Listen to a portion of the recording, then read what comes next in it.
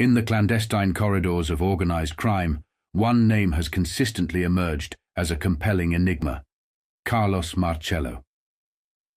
This intriguing figure has not only captured the attention of the underworld, but also piqued the relentless interest of the Federal Bureau of Investigation.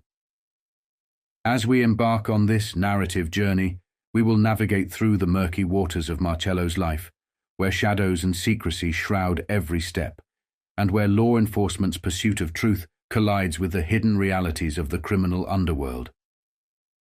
Carlos Marcello's story is a complex tapestry woven with threads of intrigue, power, and mystery, drawing us into a world where the boundaries between light and darkness blur. It's a tale of a man who evokes both fascination and fear, a man whose connections and influence remain elusive even to the most vigilant investigators. Join us on this journey through the life and legacy of Carlos Marcello, where the relentless pursuit of answers by the FBI unearths truths that are as fascinating as they are elusive. In the tangled web of organized crime and the relentless pursuit of justice, Marcello's enigmatic persona emerges as the central thread, pulling us deeper into the story. There's more to uncover, and this is just the beginning of a compelling saga that will leave you wanting more. As the first rays of the morning sun painted the sky in gentle hues of pink and orange, a covert operation was underway at the Federal Medical Center, Bureau of Prisons, in Rochester, Minnesota. The clock had not yet struck 8:30, but the anticipation in the air was palpable. Surveillance teams had positioned themselves discreetly, keenly aware that the spotlight was about to fall on a pivotal moment. News of a certain individual's imminent release had spread like wildfire, attracting the attention of local television stations. Reporters and cameramen had gathered just outside the entrance gate, their lenses poised and ready to capture the unfolding drama. The reason for this media frenzy was none other than Carlos Marcello, a man of intrigue and notoriety. Within the confines of the Federal Medical Center, preparations were being made for his release. But the world outside the prison walls was equally abuzz with activity. A Minnesota-licensed vehicle had already parked near the entrance, its presence a testament to the intricate web of information that had been spun. Inside the vehicle sat 2 men and 2 women, the latter clad in fur coats, their anticipation mirrored in their gazes. The men remained in the car, their faces shrouded in a veil of enigma. One man, seated in the passenger side, donned a sharp suit and glasses. His receding black hair hinted at the passage of time and the secrets it held. It was clear that he was a figure of significance, one whose role in this unfolding narrative remained hidden for now. Then, at just past 8:30 a.m., Carlos Marcello, the man around whom this spectacle revolved, emerged from the Federal Medical Center. He joined the 2 women and 2 men in the vehicle, and the group set off for the Rochester airport, leaving the prison behind. At the airport, an inconspicuous silver-colored Cadillac lingered, its presence barely registering among the crowds. It would play a pivotal role in this intricate dance of surveillance and secrecy. As the Learjet with the registration number N50MJ awaited its passengers, all but the driver of the Cadillac boarded it. And with the efficiency of a well-rehearsed act, the Learjet taxied down the runway and took to the skies, leaving Rochester Airport in its wake. Meanwhile, the driver of the silver Cadillac slipped away from the airport before the Learjet's departure, his purpose and destination known only to him. Hours passed, and the sun climbed higher in the sky. Around noon on October 28, 1989, investigators located the very vehicle that had transported Carlos Marcello to the airport. It was parked at an address in Minnesota, a townhouse that held its own secrets, awaiting discovery. In the heart of the Bureau of Prisons, BOP medical facility in Rochester, Minnesota, a meeting of great significance was taking place. Auguste Jerome Russo, the man at the center of this story, had been brought to the investigative office for a conversation that would offer a glimpse into the hidden world behind prison walls. Russo, as he settled into the interview room, was met by an agent who revealed their official identity. The room, though plain and nondescript, held an air of anticipation. Russo, a man already familiar with the complexities of the criminal justice system, began to narrate his own journey. He spoke of his incarceration, revealing that he had been sentenced to 6 years for violating the racketeer-influenced and corrupt organization, RICO statutes. His involvement revolved around credit cards and the enigmatic world of Federal Bureau of Investigation, FBI operations, particularly one referred to as Safe Bet. With a sense of resignation, Russo shared that he anticipated serving 1/3 of his sentence and had a crucial hearing scheduled for November 4, 1989. The future was uncertain, and the weight of his past actions bore down on him. Russo's journey had taken him from the bustling city of Chicago to the remote confines of Duluth, where he had been incarcerated. His presence in Rochester was necessitated by a medical condition, arteriosclerosis, which had led to an operation on both of his legs. While he was on the path to recovery, Russo remained unsure about the duration of his stay in Rochester. He believed that once he had fully recuperated, he would be relocated to the prison facility in Duluth, Minnesota. Amidst these revelations, Russo made it clear that he had no affiliations with Joseph Aiuppa or Aiuppa's organization, even though Aiuppa was also a prisoner at the Federal Medical Center. Their connection was purely geographical. Both hailed from Chicago. Russo could not recall who had introduced them in this web of incarceration. However, the conversation took a curious turn when the agent mentioned the name Carlos Marcello. Russo's demeanor shifted, and he confessed to being in the company of Mr. Carlos Marcello while in prison. He described an encounter on the 3rd floor of Building 9, where he had witnessed an elderly man, Carlos Marcello, who seemed disoriented and out of place. Marcello, it appeared, was a victim of misuse. Other inmates were taking advantage of him, using his commissary card for their purchases, while Marcello unwittingly signed for them. Russo himself was in the process of being assigned to a different building, and he extended a helping hand, suggesting that he could look out for Marcello when he was transferred to his new location. At this juncture, Russo's knowledge of who Carlos Marcello truly was remained limited, but the narrative was far from complete. The enigmatic world within the walls of the Federal Medical Center held many more secrets, and the story was poised to unravel further. Within the confines of their shared quarters, Russo, the man entangled in a web of legal complexities, found himself sharing a room with an enigmatic figure named Marcello. The dynamics of their relationship had evolved, and Russo now roomed with both Marcello and another unnamed individual. Amidst the muted rhythms of prison life, Russo revealed that Marcello's release date was rapidly approaching, October 20, 1989. However, the spectre of memory loss cast a shadow over Marcello's world. Despite their shared space, Marcello seemed to exist in a perpetual state of disorientation. He couldn't recall Russo's first name, simply referring to him as Gus. Marcello's thoughts rarely strayed from New Orleans and his yearning for home, oblivious to the fact that he had embarked on a journey to Rochester. Notably absent from Marcello's conversations were any mentions of the Kennedy family, especially Robert and President John Kennedy. However, he did speak of his deportation to Guatemala, a chapter of his life shrouded in mystery. Russo, who had become Marcello's confidant in this isolated world, harbored a significant observation. He believed that Marcello's sense of self had eroded over time. In a curious experiment, Russo had placed their signatures side by side, challenging Marcello to differentiate between them. Marcello's guesses were often amiss, further highlighting the fog that clouded his once sharp mind. Yet, beneath the haze of memory loss, one thing remained clear: Marcello's stature in the world of organized crime.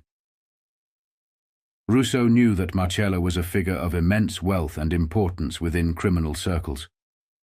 Curiously, Russo disclosed that Marcello had never broached the subject of Robert Kennedy or President John Kennedy, leaving the shadows of political intrigue untouched. As the days passed, Russo observed Marcello's ritual of glancing through New Orleans newspapers with a pace that suggested he could no longer read. This newfound revelation deepened the mystery surrounding Marcello's cognitive decline. It was on the morning of October 19, 1989, that Russo, taken aback by Marcello's tone, recounted an ominous declaration. Marcello's voice had seethed with anger as he vowed, "I'm going to kill that son of a bitch." It was a chilling statement, one that left Russo in a state of bewildered concern. He probed, seeking to understand the source of Marcello's ire, and was met with a cryptic response. A wry joke suggested that Marcello was contemplating taking his own life, a macabre humor that masked the deeper layers of meaning. As the fateful morning unfolded, a visitor arrived, a crucial figure who had come to escort Marcello to a meeting. Russo, ever curious and eager to be part of the unfolding drama, expressed a desire to join this enigmatic meeting. However, his request was met with refusal, leaving him on the fringes of a clandestine encounter. In their exchanges, Russo often touched upon the subject of the mafia, hinting at a deep well of knowledge. Yet he remained enigmatic about his own affiliations, neither confirming nor denying his place within the complex hierarchy of organized crime. It was an unspoken truth that lingered, a facet of Russo's identity left in the shadows. Russo, in his conversations with Marcello, revealed a belief in the unyielding nature of the mafia, an entity that would relentlessly pursue its objectives. They spoke of an unwavering commitment to fulfilling Marcello's desire, even if it took a decade, 2 or 3. The bonds of loyalty, it seemed, transcended the constraints of time. And so, as the days passed within the confines of the prison walls, the stories of Carlos Marcello and Auguste Russo continued to unfold, a complex narrative where secrets, redactions, and a shared journey intersected in ways that were yet to be fully understood. Amid the stark confines of their shared prison cell, a peculiar partnership had taken shape. Carlos Marcello and Auguste Russo, two individuals from different walks of life, found themselves roommates in this unlikely chapter of their stories. Approximately 3 weeks ago, as they sat together on a prison bunk, Russo, ever inquisitive, ventured a question that would cast a chilling shadow over their conversations. He asked Marcello about his plans, post-prison life. Marcello's response was laced with a raw and chilling determination. They spoke of vengeance, an unquenchable thirst to exact retribution on the one he believed had wronged him. His words were visceral, accompanied by a hand gesture that painted a gruesome picture, a throat slit from ear to ear. Their discussions, peppered with references to an ominous killing, were shrouded in secrecy, with the intended victim's name conspicuously redacted. Russo, however, had shed some light on the matter. He revealed that the target resided in New Orleans and emphasized that no harm would befall this individual, while Marcello remained incarcerated. It was a declaration of loyalty and a testament to Marcello's perceived capacity for extreme actions. The dynamics of Marcello's leadership within the organized crime family were a subject of curiosity. Russo had once raised the question of how Marcello could effectively lead when his memory faltered. In response, Russo painted a vivid image of Marcello's authority. In his eyes, Marcello's position as the boss of an Italian family remained unassailable, a role not defined by memory, but by power and tradition. Marcello himself chimed in, asserting that his seniority and status as the boss were the cornerstones of his leadership. Marcello's mental acuity ebbed and flowed, a fact that Russo navigated as a personal caretaker and confidant. Yet this delicate dance of their relationship was not without its tensions. On one occasion, as Russo attempted to remind Marcello of a simple task like brushing his teeth, Marcello's fiery spirit flared. He barked, "No motherfucker tells Carlos Marcello what to do." It was a stark reminder of Marcello's fierce independence, even amidst the haze of his thoughts. In this complex web of prison life, Russo did multiple roles: nurse, body servant, and confidant to Marcello. He had also been described as a lapdog, a figure closely aligned with the aging boss's daily existence. Russo had faced the scrutiny of the FBI, who had journeyed from Chicago to seek his insights. However, he remained steadfast in his loyalty, revealing nothing to the agents who had come knocking at his prison door. A silent understanding between him and Marcello shrouded their shared secrets, even as the FBI's presence loomed. Marcello had assured Russo that he was aware of the impending visit, marking yet another layer of intrigue in their unfolding narrative. As their time within the prison's confinements ticked away, the dynamics between Carlos Marcello and Auguste Russo continued to evolve, weaving a narrative of their unique relationship. Marcello, eager to extend his circle of trust, had made numerous overtures to Russo, urging him to accompany him to New Orleans upon his release. But Russo, bound by the constraints of his parole, remained steadfast in his refusal. He held firm that such a journey would violate the terms of his release. Yet Marcello, ever the shrewd operator, assured Russo that he could navigate the system, ensuring that Russo would face no parole-related issues. The offer hung in the air, a tantalizing prospect, but Russo remained resolute. During their shared confidences, Russo dropped a bombshell, a piece of information that hinted at political intrigue of a grand scale. He mentioned, without elaborating on his sources, that John Kennedy's rise to the presidency had been orchestrated by the mob. However, the Kennedy brothers, John and Robert, had allegedly strayed from their allegiance to the organized crime network, leading to their untimely and violent ends. Marcello's clandestine activities continued as he met with another inmate on a covert basis. The rendezvous was carefully orchestrated, often facilitated by an inmate from their circle. Russo was not part of these meetings, distancing himself from the intrigue. The inmate tasked with setting up these secret encounters was identified as Vito Giacalone, known to be a person who had one leg missing, yet still residing in the general inmate population. The nature of these meetings and their purpose remained shrouded in secrecy. Despite the facade of an old man battling the effects of a stroke, Marcello's demeanor belied his true capabilities. His mental acuity fluctuated, and he was more aware of his surroundings and the events transpiring around him than he let on to both the staff and fellow inmates. An incident involving a television program discussing Jimmy Hoffa, where an inmate source revealed prison secrets, had triggered Marcello's visible intensity and concealed anger, although he remained silent. Marcello enjoyed a peculiar status within the prison walls, receiving extreme care and respect from other inmates.